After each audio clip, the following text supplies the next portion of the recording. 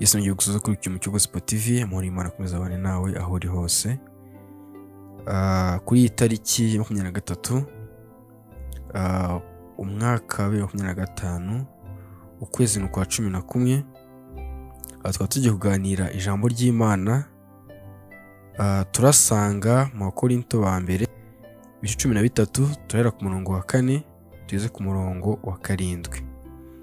Dusome twihuse kuko Imana dushakaho. Haranditswe ngo urukundo rurihangana rukagira neza, urukundo ntirugira ishyari, urukundo ntirwirarira, ntirwihimbaza, ntirukora ibiteye isoni, ntirushaka ibyarwo, ntiruhutiraho, ntirutekereza ikibi ku bantu, ntirwishimira gukiranirwa kw'abandi ahubwo rwishimira ukuri.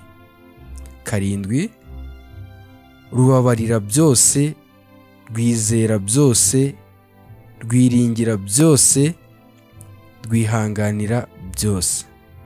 Yesu Kristo akomeza abane nawe. Ndagusaba muri uyu mwanya umwami Yesu akuze urukundo, uko twumvisha urukundo turasobanukiwe neza. Urukundo ntirwirarira, urukundo ntirugira ishyari, kandi urukundo ntirutekereza ikibi ku bantu. Rwose ndagusaba muri uyu mwanya umwami Imana akuze urukundo ruva iwe mu ijuru muri Imana koza.